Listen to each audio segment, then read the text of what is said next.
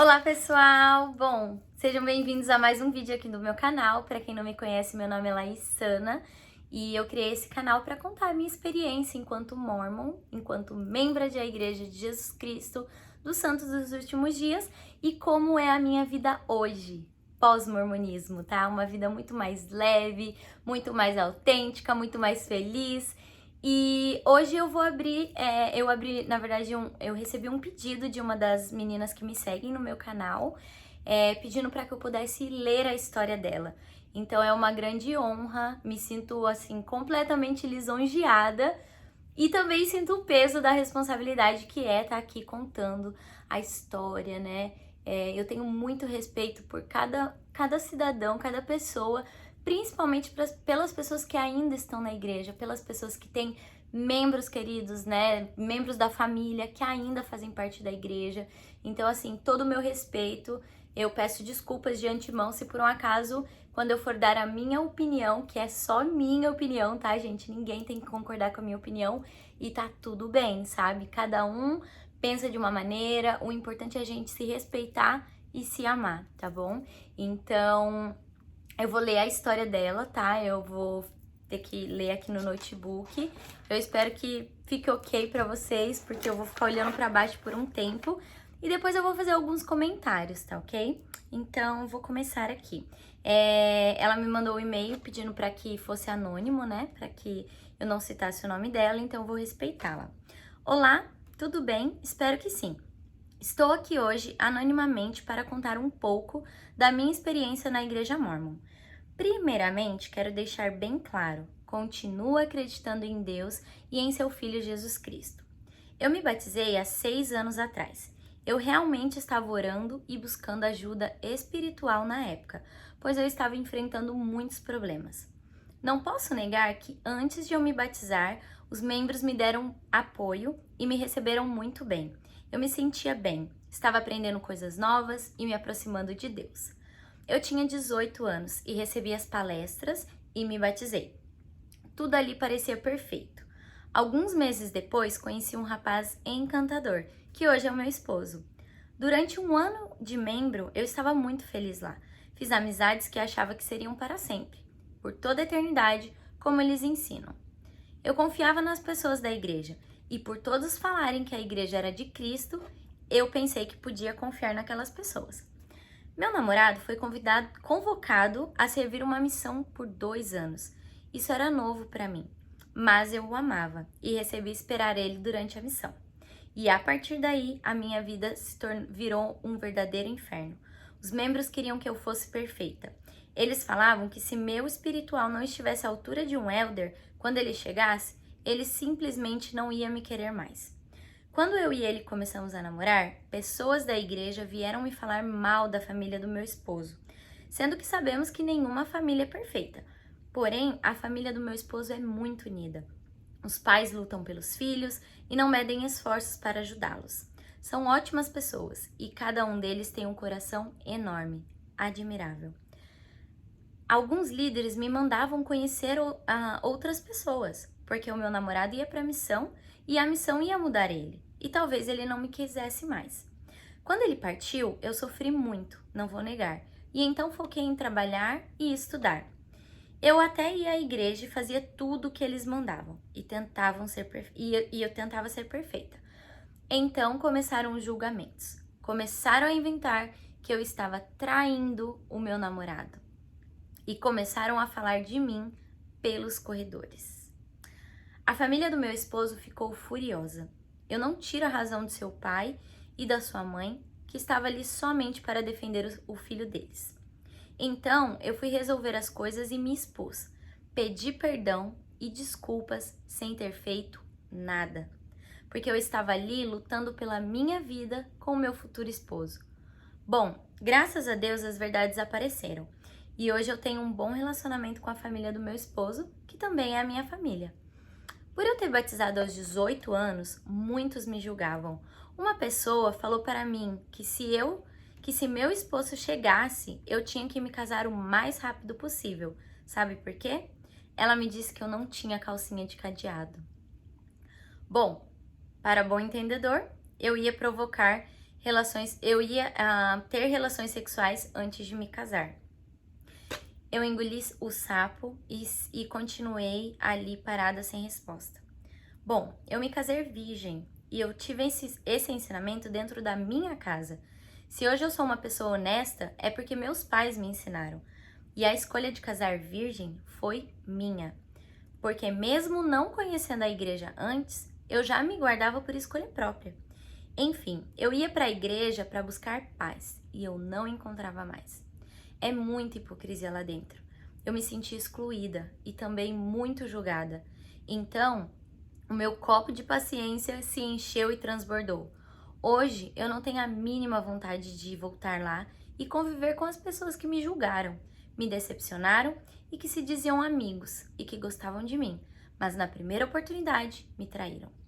Não vou à igreja por causa de pessoas, mas não pretendo mais conviver com aquelas pessoas. Ainda tenho muitas cicatrizes e, sinceramente, chega. Antes de parar de ir, minha mente se abriu e eu vi que o nosso Deus nos ama. Eu tinha medo do Senhor, pois a pressão lá dentro era demais. Se você não aceitasse um cargo, você estava dizendo não a Deus. Se você não pagasse o dízimo, parecia que a sua vida ia por água abaixo.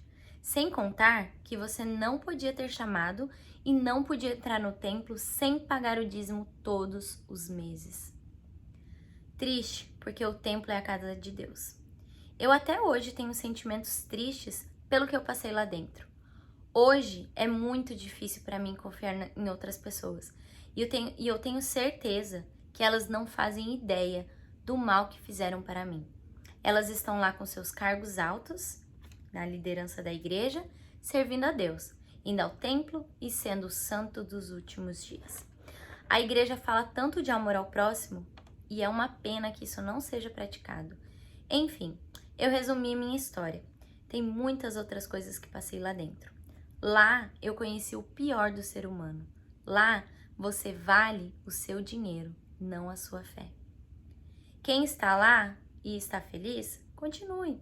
Quem está querendo se batizar, se batize. Agora, se você estiver feliz, não tenha medo. Ore a Deus e confie nele. Hoje eu vejo que eu preciso mais de Deus e de Jesus Cristo e ser uma pessoa amável e humilde. E não de religião, me falando o que eu devo fazer na minha vida, que roupa que eu devo usar, como eu preciso ser. Agora sou um pouco mais leve. Muito obrigada por ler a minha história, Laís. Gente, que história, né? Bom, como eu disse, eu peço desculpa se por um acaso eu der alguma opinião aqui que vá contra o que você acredita, né? Cada pessoa pensa de uma maneira diferente, né? Então, assim, acho que é muito importante a gente respeitar o que cada um pensa, o que cada um sente. Pra você que nunca ouviu falar dos Mormons, nunca viu falar em a Igreja de Jesus Cristo do Santo dos Últimos Dias, talvez até mesmo pra você não faça muito sentido eu vir aqui me expor e contar a história, a minha história, e agora tá contando a história de outras pessoas. Talvez pra você possa parecer bobeira, porque você não faz ideia do que é estar dentro de uma seita, dentro de uma igreja que tem pessoas muito tóxicas lá dentro. Eles falam tanto, eles vendem um peixe tão, sabe, podre, falando que as pessoas do mundo são pessoas ruins, são pessoas desagradáveis, são pessoas sem o espírito, são pessoas sem o padrão, o alto padrão o alto padrão que eles guardam, né? Que eles acreditam que eles são perfeitos perante a sociedade. Quando na verdade você vê que não é nada disso, sabe? É uma petulância tão grande, é um fanatismo, sabe? Tem pessoas ali dentro que estão destruindo emocionais, líderes despreparados, sabe? É muito triste isso. E essa história aqui só nos prova que tem muitas pessoas dentro de igreja com plaquetinha no peito, pessoas que se dizem dignas, pessoas que acham que vão entrar no céu, no mais alto grau de glória, e são as pessoas que mais destroem os emocionais de outras pessoas. São pessoas que não têm responsabilidade afetiva com os demais, pessoas que, sem nem pensar, julgam, criticam, olham as pessoas com um olhar diferente, sabe? Tudo que Deus ensinou não é tudo que aconteceu aqui, eu já passei na pele. Eu vou começar a comentar algumas coisas e vocês vão entender por que essa história, assim, apesar de ser a primeira que eu estou aqui contando no canal, me tocou profundamente. Porque eu passei por uma experiência muito parecida com dessa menina. Então eu sinto a dor dela, sabe? E eu sinto a dor de quem tá sofrendo dentro de relacionamentos abusivos. No caso, com a Igreja dos Mórmons, né? Então, eu só queria fazer alguns comentários, tá? Sobre o que eu penso a respeito da história dessa querida menina que me mandou. Bom, primeiramente ela começa o vídeo justificando que ela acredita em Deus e Jesus Cristo. Isso é uma coisa muito comum dentro da igreja. Quando você sai da igreja, eles acham que você não acredita mais em Deus, que você não acredita em Jesus Cristo, que você vai virar um porra louca, sabe? Que você vai sair daí da igreja chutando pau da barraca e bebendo e fumando e se drogando e tendo relações sexuais com todas as pessoas possíveis e tudo mais.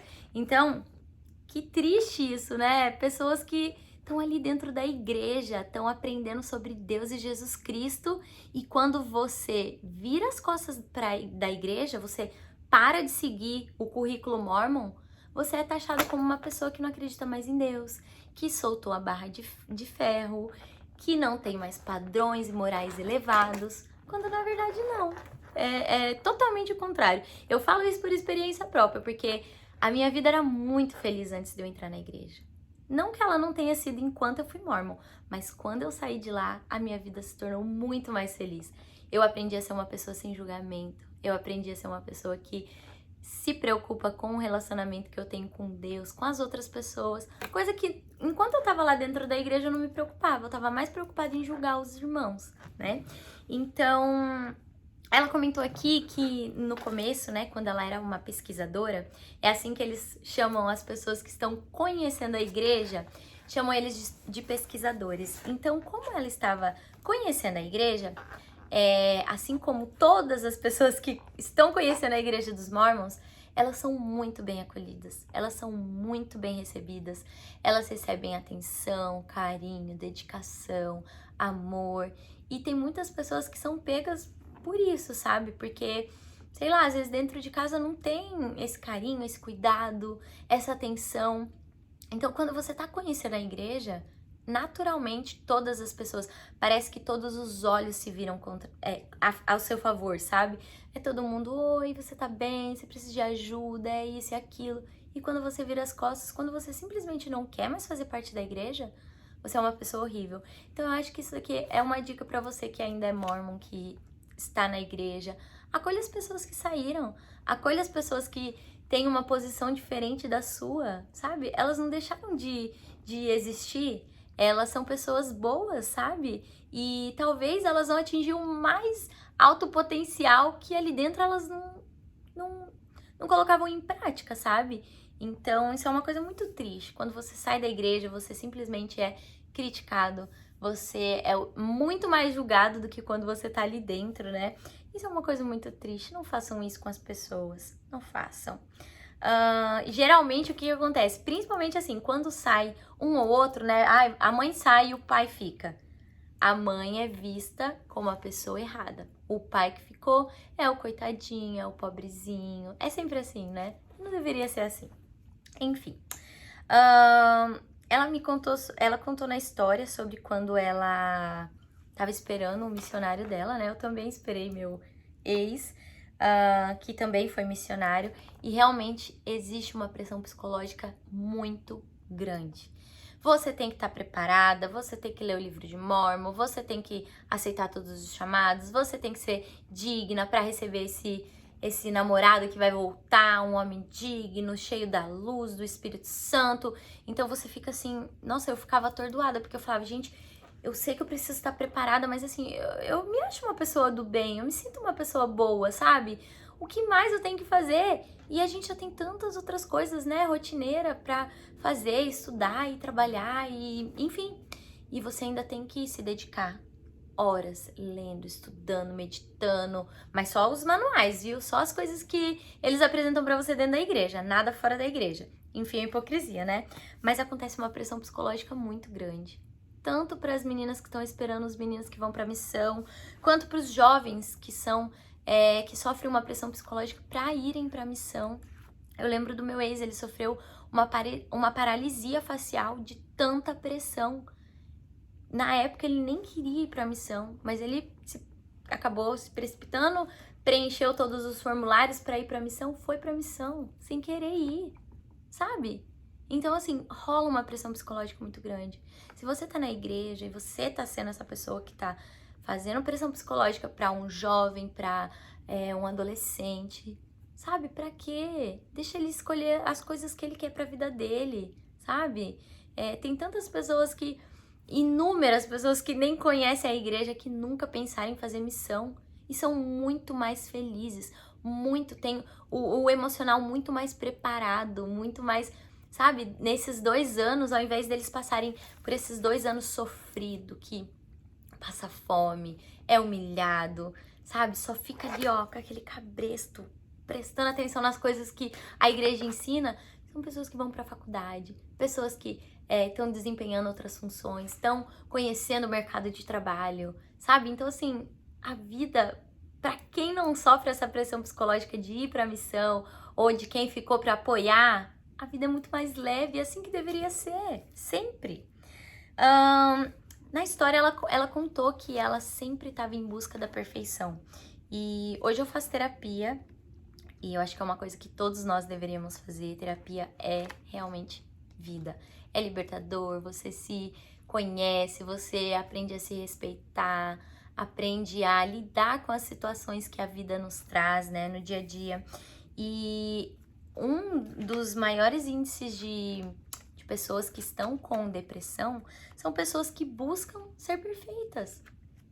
Não é um dos maiores índices, tá, gente? Isso que eu falei da minha cabeça, mas isso é muito real. Pessoas que querem ser perfeitas, pessoas que querem estar certas o tempo todo, pessoas que querem, sabe, se sobressair em cima de outras pessoas e, enfim, pessoas que buscam a perfeição, porque não existe perfeição. Então você luta tanto pela perfeição, tanto, que você acaba adoecendo, que você acaba tendo uma doença, um problema de saúde mental, sabe? Ansiedade, depressão. Isso é muito sério, sabe? A gente precisa se respeitar. A gente precisa respeitar o nosso limite, sabe? Antes eu me cobrava tanto. Eu sempre falo que eu não sei como eu não entrei em depressão na época que eu era da igreja, porque eu não tinha vida, eu só trabalhava. O meu domingo era só pra igreja. Eu não cuidava de mim. Eu não tinha prazer de comprar uma roupa, porque blusinha assim, ó, não pode, tá? É muito indecente, não pode. Então, eu perdi minha vaidade, eu deixei de viver, eu deixei de fazer coisas boas. E eu me lembro até que, um pouquinho antes de eu sair da igreja, eu falei com uma pessoa lá que era da igreja, uma irmã que eu admirava, né, que eu achava que ela era perfeita e tal.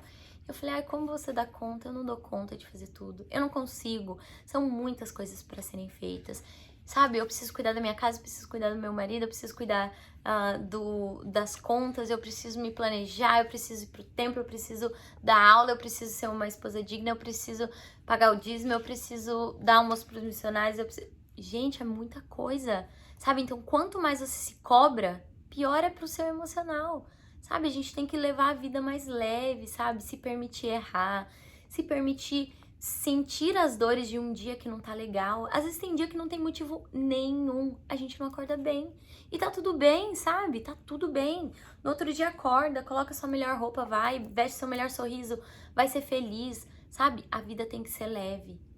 A gente tem que parar de se cobrar tanta perfeição, porque senão a gente acaba caindo em depressão. Eu vejo hoje que tem muitas pessoas dentro da igreja que estão com depressão de tanto essa busca incessante pela perfeição, sabe? Não faça isso com você. Não faça. Procure um psicólogo. Procure fazer terapia para você ver como você vai conseguir lidar muito melhor com os percalços que a vida te trouxer.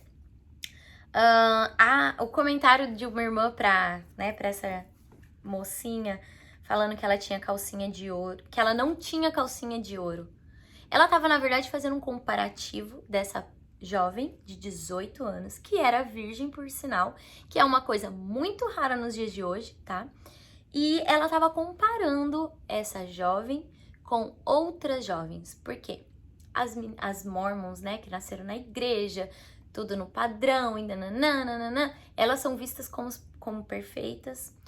Pessoas que têm família na igreja, pai, mãe, geralmente têm uma moral elevada. Eu era sozinha na igreja, né? Então, assim, eu era um zero à esquerda. Digamos que eu... Já me falaram isso, que eu podia receber influência de outros amigos, que a minha família tinha que entrar pra igreja, porque senão eles podiam me desviar do caminho, sabe? Então, assim, gente, que horrível essa comparação. E olha pra você ver que gracinha, ela escolheu casar virgem antes de conhecer a igreja. Ela escolheu porque era um princípio dela, ela queria casar virgem e ela fez, assim o fez. E ela sabe, depois a gente conversou em particular e ela me contou que ela conhece outras meninas que nasceram na igreja, família, aquela coisa bonita e tal, e que tinham relações sexuais com vários meninos, com namorados, e nananã, enfim, N coisas, né? Tudo bem se elas tinham, mas assim, quem é essa mulher pra fazer essa comparação pobre, sabe? De falar que a menina não tem calcinha de ouro. Como assim, calcinha de... Gente, que absurdo, sabe? Enfim.